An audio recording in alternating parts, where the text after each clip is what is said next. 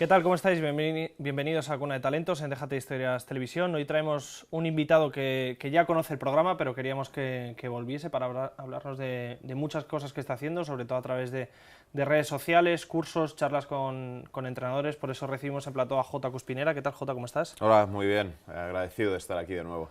Bueno, cuéntanos, estábamos hablando antes de empezar el programa de Basketball Insights. Para los espectadores que nos estén viendo, primero cuéntanos qué es Basketball Insights.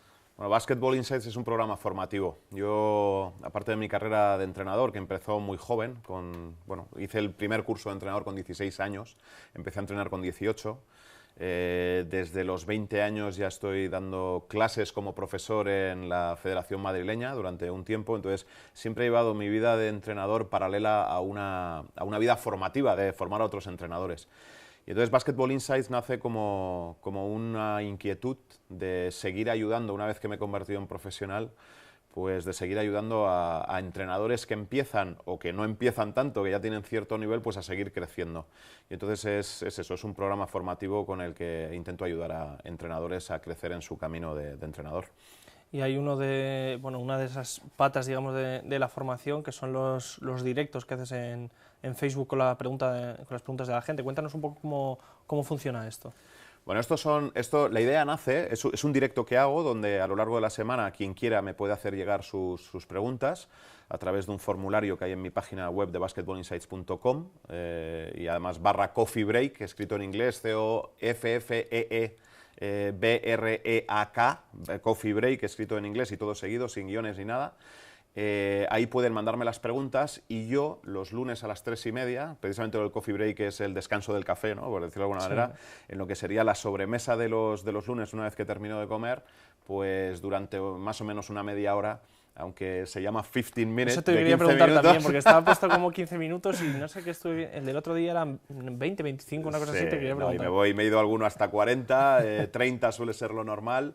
No sé si tendré que cambiar el nombre o intentar ajustarme o dejarlo como está sin más, ¿no? Pero bueno, lo que es una ventana para poder contestar a preguntas que me hacen relacionadas con el baloncesto. Está pensado inicialmente para entrenadores, pero puede entrar cualquiera que quiera hacer una pregunta de baloncesto, ¿no? Puede entrar algún aficionado, puede entrar un jugador, si quieres saber algo, mi opinión sobre algún tema concreto del baloncesto. Y eso, durante ese tiempo lo que hago es doy salida a las preguntas que me han llegado a lo largo de la semana y voy atendiendo alguna que me hacen en el propio directo, donde la gente que entra y que me ve pues puede meter en el chat de Facebook, por decirlo de alguna manera, puede meter sus preguntas y bueno, también veo quién está y veo si puedo ir contestando. La idea nace, es muy curioso, estuve haciendo un curso de marketing en internet y en el curso nos apuntamos una barbaridad de gente. Y entonces la persona que lo hacía, que es un americano, para intentar dar salida a todas esas preguntas, como era imposible atender a toda la vorágine de gente que éramos, pues hizo dentro de un grupo privado de Facebook que atendía a la gente que estábamos participando en el curso, hizo lo que llamaba el 10 por 10 por 10, que eran 10 de tus preguntas con 10 de mis respuestas en 10 minutos. Y eso fue lo que me dio la idea para entrar en un Facebook Live para hacer algo parecido. Yo lo aumenté a 15 y ya te digo que estoy en 30, aunque esta persona, este americano con el que hacía el curso, también se iba a 30, 40, incluso a una hora para contestar a las preguntas. Con lo cual se pone lo de 10 minutos, pero hay muchas veces que según se ve. Y luego además, algunos sí que he visto de los Facebook Live, hay preguntas de todo tipo, puede ser desde lo más general del baloncesto como a situaciones muy puntuales de técnica o de táctica. Mucha gente te pregunta, veía el otro día, oye, ¿cómo trabajarías tú el balance defensivo? ¿Cómo empezarías tú a trabajar el balance defensivo en preinfantil? Bueno, o sea que hay un espectro muy grande de dudas y de preguntas. Sí, no puedo entrar muy en detalle por la limitación del tiempo, claro, y eso que me lo estoy saltando, pero aún así el tiempo es limitado y no puedo entrar muy en detalle, pero sí intento dar alguna pincelada que pueda ayudar a la persona que me ha formulado la pregunta. Y entonces, como bien dices, hay preguntas de todo tipo, desde preguntas relacionadas con el entrenamiento, preguntas de técnica, de táctica, de psicología, de manejo del grupo, hay todo tipo de preguntas. A lo que puedo dar salida, pues se la doy, y a lo que no sé o no entiendo, pues directamente digo que no sé o que no entiendo y trato de remitirlo a alguna otra persona que les pueda ayudar con la contestación. Y estás, dando charlas, pero tú también en continua formación. Hablabas, de este máster, digamos, de estas clases, pero quería preguntarte un poco, desde que empezaste a entrenar, ¿cómo has visto que ha ido evolucionando el baloncesto, centrado sobre todo en que, se han ido incorporando muchas más cosas alrededor de lo que es el juego, sobre todo en baloncesto profesional? Bueno, el baloncesto evoluciona y evoluciona a veces a una velocidad de vértigo, ¿no? El baloncesto que yo vivía cuando yo era joven probablemente tiene poco que ver con el baloncesto de ahora, sobre todo en lo que es el día a día de entrenamiento, ¿no? Fíjate que en aquella época, cuando yo empiezo, no había fisioterapeutas en los equipos, ¿no? Y sin embargo ahora la figura del fisio es casi obligada hasta en equipos de cantera, ¿no? Sí. El preparador físico ya sí que existía, ahora tiene creo que todavía más importancia que en aquella época, aunque ya la tenía. Creo que todavía estamos en el camino de incorporar a los psicólogos. Creo que yo trabajo con psicólogo en los últimos años, no lo he hecho con él dentro del club, lo he contratado yo individualmente para trabajar conmigo, a mi lado. Pero creo, bueno, sé que hay algún club que trabaja con psicólogo, aunque creo que en el baloncesto todavía no está la figura del todo introducida y creo que es una figura tremendamente interesante. Estoy convencido que se acabará integrando, aún hay ciertas reticencias por parte de algunos, pero estoy convencido que es una figura que puede aportar mucho y estoy convencido que acabarán entrando en tropel en los equipos. Lo mismo que ahora vemos un preparador físico y uno o dos ayudantes, acabaremos viendo un psicólogo como parte de los equipos técnicos, ¿no? A nivel probablemente de lo que menos hemos evolucionado es en lo táctico, ¿no? Sigue siendo todo muy parecido, hay alguna novedad evidentemente, pero sigue siendo muy parecido. Sí que es verdad que los jugadores cada vez son más grandes, cada vez son más atléticos, eso hace que el juego se juegue cada vez más rápido. Hay una anécdota, ¿no?, que me contaba Pablo Lasso, que un día su hijo, viendo un partido suyo de cuando él jugaba en la tele, se puso un vídeo y le decía, papá, ¿por qué jugabais andando, ¿no? Es decir, eso yo creo que es muy indicativo, ¿no?, de cómo evidentemente no jugaban andando, pero no jugaban a la velocidad que se juega ahora, porque los cuerpos pues, van cambiando. De hecho, antes hablábamos de todas esas figuras que se han ido incorporando a los equipos, ahora hay una figura que también se está incorporando y que prácticamente ya por lo menos los equipos profesionales la tienen, es la del nutricionista, ¿no? Es decir, se va completando mucho lo que es lo que rodea al jugador para hacer de él un elemento integral, ¿no? El cómo se cuida el cuerpo, y más allá de lo que es, por supuesto, la preparación física, sino cómo lo cuida desde el punto de vista alimenticio, por supuesto, la prevención y la curación de lesiones si se producen a través de los médicos y los fisioterapeutas. Aquí es donde digo yo lo de los psicólogos para prevenir o curar lesiones en el tema de la mente, ¿vale? Sobre todo el trabajo de prevención, creo que es muy importante controlar momentos de ansiedad y bueno, encontrar momentos o tipos de activación óptimos para cada uno, que es muy individualizado, ahí el psicólogo puede hacer un trabajo creo que tremendamente importante. Y yo creo que ha cambiado mucho en ese sentido, ¿no? En el juego, ya te digo que probablemente lo que menos hemos evolucionado es en la táctica, aunque es verdad que hay novedades, pero probablemente no tantas como ha habido en el resto de campos que rodean al baloncesto y que son parte del mismo. Y hemos hablado cómo ha cambiado el baloncesto a nivel general, pero bueno, un poco Basketball Insights también es otra manera de ver cómo está cambiando, que antes, bueno, la formación prácticamente pues era cursos de entrenador, los clinics que pudiese dar la asociación de entrenadores y poquito más. Y ahora, por ejemplo, tú también estás dando cursos que organizas tú. Háblanos un poco de esa formación con entrenadores, ¿cómo la haces? Bueno, lo primero es que yo cuando empecé a formarme no existía Internet. Es que, claro, es que esto ahora suena raro, ¿no? Yo ya empiezo a tener una edad, ¿no? Entonces, Internet lo ha revolucionado absolutamente todo, ¿no? El poder acceder a formaciones, yo antes te decía, he hecho múltiples en los últimos años, en múltiples facetas, pero poder acceder a formaciones sin tener que desplazarte de cosas que se están emitiendo en Estados Unidos o para un público a priori americano, pero que se convierte en universal por claro, precisamente la disposición del medio, que es Internet, pues yo me dije, pues este es el medio donde evidentemente puedes llegar a más gente, ¿no?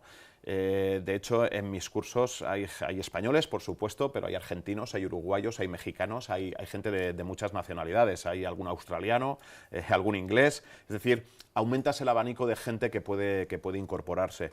¿Cómo nació la idea de hacer este tipo de formaciones a través de Internet? Pues yo me planteaba cómo se forma un entrenador. Un entrenador se forma a través de los 3 cursos oficiales, que, bueno, ahora 4 se llamamos el 0, ¿no? Pero que es el primer nivel, el segundo nivel y el curso superior. En el mejor de los casos, si quitamos la parte no presencial, que yo sé que ahora se hace y demás, ¿no? Pero pues, si me voy a lo que hacía yo, el curso de primer nivel lo hacías en 14 días, el de segundo nivel lo hacías en otros 14 días y el curso superior lo hacías en 20.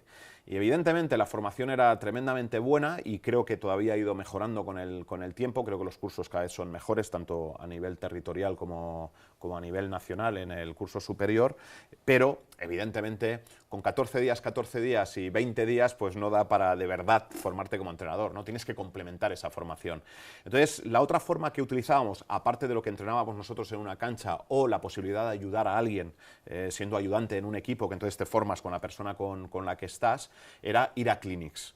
Y los clinics, pues a muchos de mi generación y generaciones posteriores, pues nos han aportado muchísimo. De hecho, yo ahora vengo de un verano donde he dado muchos clinics en muchos sitios, no solo aquí, sino también he ido a Canadá, he ido a Uruguay, he estado impartiendo conferencias por muchos sitios, ¿no? Pero el clinic tiene un hándicap. El hándicap que tiene el clinic es que a mí me contratan para ir a dar una conferencia de un tema concreto, y yo voy a hablar probablemente de mi experiencia. Ya está bien compartir tus experiencias, sí, ¿no? Pero es muy raro que hablen de la problemática que tiene uno de los oyentes, para explicarlo claramente, ¿no? ¿Por qué se apunta J a un clinic como oyente? Pues primero me apunto si la temática me interesa, si es algo que en ese momento me está interesando. Imagínate, yo con mi equipo que estoy entrenando el pick and roll, ¿no? Y entonces de repente digo, hay un clinic que viene a hablar del pick and roll, pues venga, voy a escucharlo a ver si me da ideas y demás. La segunda razón por la que creo que yo me apuntaba a un clinic era por el ponente. Entonces, por ejemplo, yo ahora pensaba para mí, ¿no? Ahora con mi edad ya, si Phil Jackson viene a dar un clinic a España, da igual que hable de la polinización de las abejas, yo voy a ir a escucharle, porque no lo he escuchado nunca. Y es uno de esos entrenadores míticos que a mí me gustaría tener el placer de poder escuchar en vivo, ¿no? Normalmente, lo que hace que yo vaya a un clinic suele ser una mezcla de las dos. Que me guste la temática y que me guste el ponente. Entonces se junta lo bueno de ambas cosas y entonces yo voy. Pero cuando voy, es muy raro que ese ponente, en la hora y media que tiene o las 2 horas que tiene para hablar, hable de mi problemática. Entonces yo tengo que ver cómo cojo de forma transversal todo aquello que él ha transmitido, donde pondrá probablemente los ejemplos de sus equipos, ¿no? Y entonces cuando hablamos los profesionales, normalmente ¿qué hacemos? Oye, pues hablamos, en mi caso, imagínate, ¿no? Hablo de Gary Neal o de Marco Popovich. Pero claro, ¿qué es lo que ocurre? Que está muy bien y creo que eso hay que contarlo y que la gente lo conozca, pero el que está en el otro lado de la grada escuchando dice, vale, muy bien, Jota, pero yo no tengo ni a Marco Popovich ni a Gary Neal. Claro. Yo tengo a mi niño de 12 años o a mi niña de 12 años y algún detalle de los que les he explicado yo los puedo trasladar aquí al campo, pero tengo que ver cómo lo traslado, cómo lo hago, ¿no? Y entonces, luego, en el turno final de ruegos y preguntas, que en los clinics suele ser muy reducido, si tienes 10 minutos de ruegos y preguntas, ya tienes muchos. Sí. Yo me preguntaba, ¿cuántas preguntas puedes hacer tú de tu problemática concreta? Pues si puedes hacer una, has tenido mucha suerte, ¿no? Si te dejan hacer 2, ya, vamos, ya te puedes dar con un canto en los dientes. Y entonces, esta idea de hacerlo por internet surgió porque yo quería ampliar el concepto clinic. A través de videotutoriales tú puedes hacer el clinic tal cual, donde tú te grabas hablando a estas personas, pero además lo que quería era que ellos tuvieran un contacto directo conmigo, es decir, que el alumno pueda tener un contacto directo conmigo a lo largo de todo el curso, donde solucionar sus dudas respecto a sus equipos, con respecto a la temática que estamos tratando. Claro. Entonces, ahí se produce ya una cercanía mayor donde yo ya no solo puedo preguntar una vez, sino que puedo preguntar tantas veces como quiera.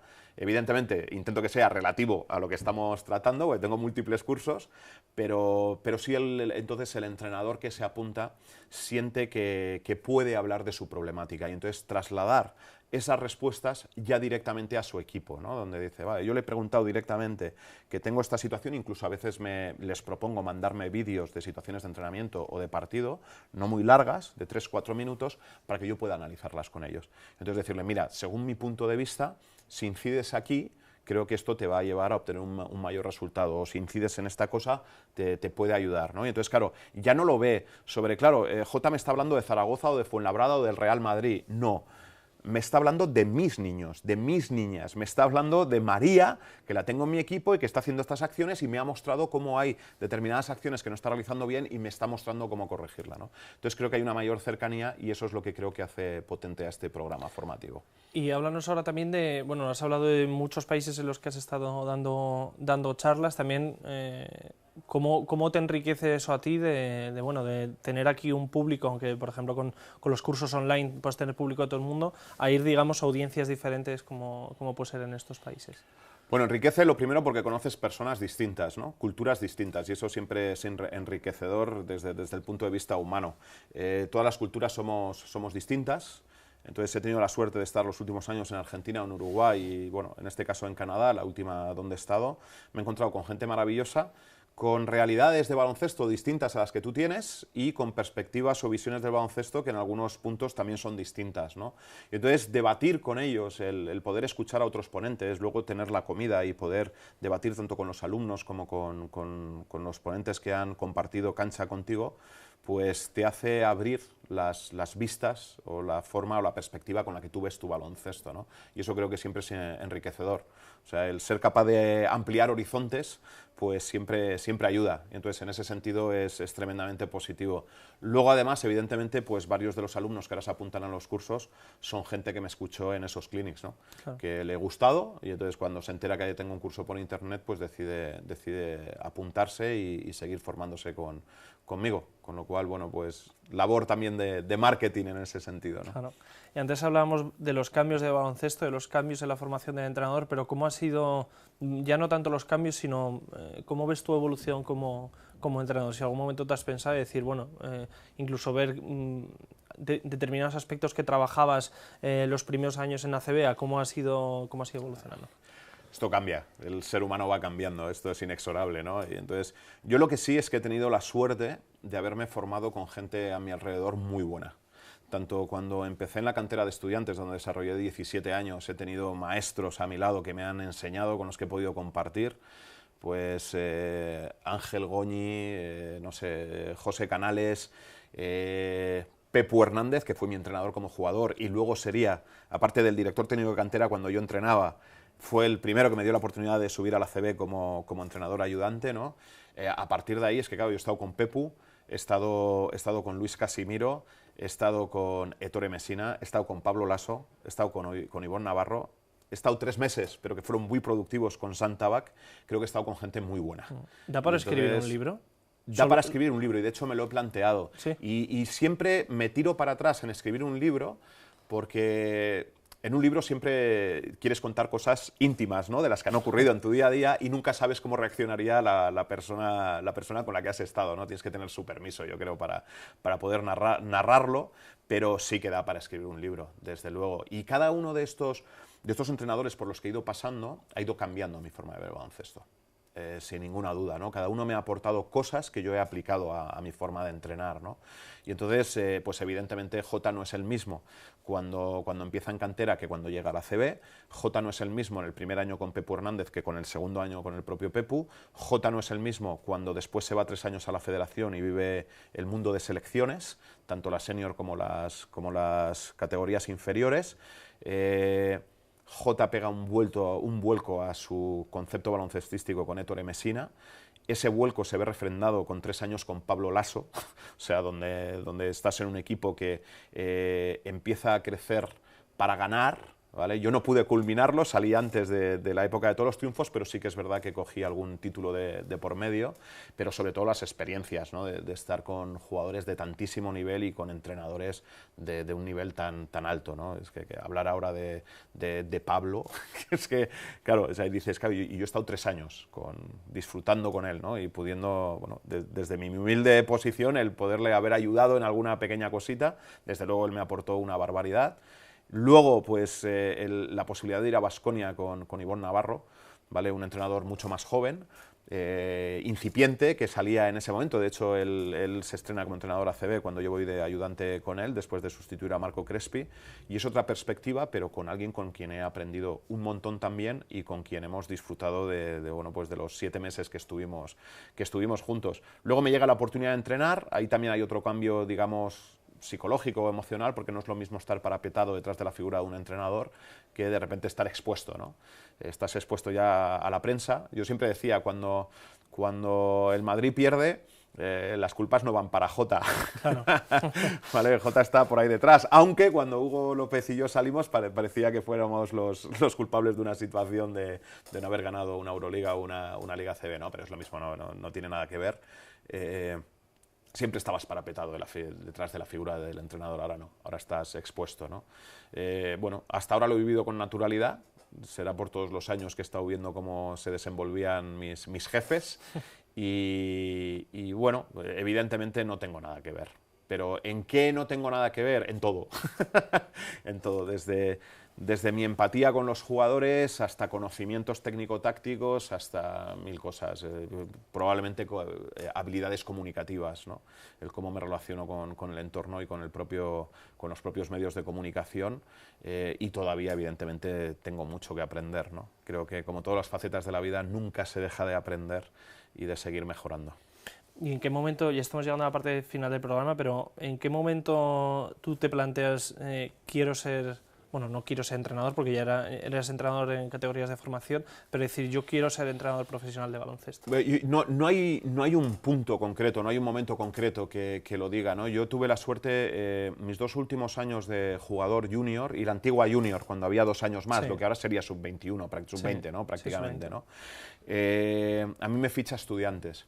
Con lo cual, esos 2 años de jugador me permiten que cuando yo termino de jugar, me ofrecen dedicarme a entrenar en la cantera, ¿no? Me dan lo que ahora sería un Benjamín, antes se llamaba Premini, ¿vale? Pues me dan un Benjamín y además me dedico a ser entrenador ayudante de un equipo, de un cadete B, de un cadete de primer año, y delegado del equipo EVA, porque todavía estaba más o menos, a mí me retira una lesión, pero estaba más o menos en forma. Entonces, bueno, pues haciendo de delegado, aparte de que aprendía como entrenador, cuando necesitaban a alguien para echar un cable, oye, pues venga, necesitamos a uno más, pues yo me ponía y ayudaba a entrenar, ¿no? Entonces, a partir de ahí, ¿qué es lo que pasa? Que yo me paso las tardes en el Ramiro entrenando. O sea, son 3 equipos a los que tengo que atender y durante toda mi etapa en Estudiantes prácticamente fue la dinámica, ¿no? Estar llevando un equipo, ayudando en otro y llevando técnica individual de jugadores o específicos. Y entonces, bueno, pues lo que ibas sumando de cada una de las actividades, pues ya te daba para no tener que pedir dinero a tus padres, ¿no? Para poder ir tirando. Y como más o menos relativamente pronto a eso se une que me ofrecen el ser el director, primero de la iniciación, luego de la cantera, pues las cantidades ya empezaban a ser las de un trabajador. Entonces, no es un momento que tú digas, es que ahora quiero ser entrenador profesional, es que se fue produciendo. Claro. ¿Vale? Entonces yo me fui convirtiendo en profesional, pues porque poco a poco iba cada vez ganando más dinero hasta que me di cuenta que lo que estaba ganando era un sueldo. O sea, era un sueldo de cualquier profesional. Entonces dije, bueno, si esto te da para pagar tu hipoteca, para ir viviendo y para demás, ¿qué quieres hacer? Entonces, ahí sí que es verdad que hay un momento de conversación con mis padres, donde digo, bueno, pues creo que este va a ser mi camino. Sé que es un camino así un poco extraño para plantearle a tus padres, ¿no? Sobre todo en aquella época, pero lo aceptaron con mucha naturalidad, me apoyaron, me dijeron, oye, si eso es lo que te gusta, tira para adelante. Lo único que me pidieron es que no abandonara mi carrera. Soy ingeniero agrónomo, no he ejercido nunca, ¿vale? Pero no está mal tampoco sacarse la ingeniería. No, de hecho, he tardado muchos años en sacarla. Al principio la medio abandoné, sobre todo los 2 primeros años, pero me di cuenta cuando me hago director de cantera, me hacen, no me hago yo, me nombran director técnico de la cantera, que estoy aconsejando a los jugadores que no abandonen sus estudios porque nunca saben, ¿sabes? Bueno, la vida de un deportista está claro que tiene un límite por la propia evolución corporal, ¿no? La propia evolución física. Y entonces yo me encontraba diciéndoles que tenían que estudiar porque esa vida se acababa y yo decía, ya, pero y tú la estás dejando de lado, ¿no? Entonces me prometí a mí mismo que acabaría mi carrera. Entonces, bueno, fui sacando 2 o 3 asignaturas cada verano, que era cuando me dedicaba a estudiar, y al final acabé la carrera, ¿no? Entonces, bueno, es un poco la historia, pero nunca me he dedicado a nada que no sea el baloncesto.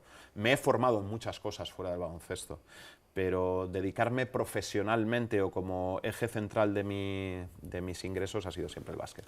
Pues Jota Cuspinera, hasta aquí el Cuna de Talentos. Muchas gracias por haber vuelto otra vez a Plató y sobre todo ver también otra parte de Jota que nos apetecía que contases. Pues un placer y nada, que cuando queráis vuelvo. Muchas gracias. Y gracias a todos vosotros, ya sabéis, seguid pendientes de toda la programación de Déjate Historias Televisión.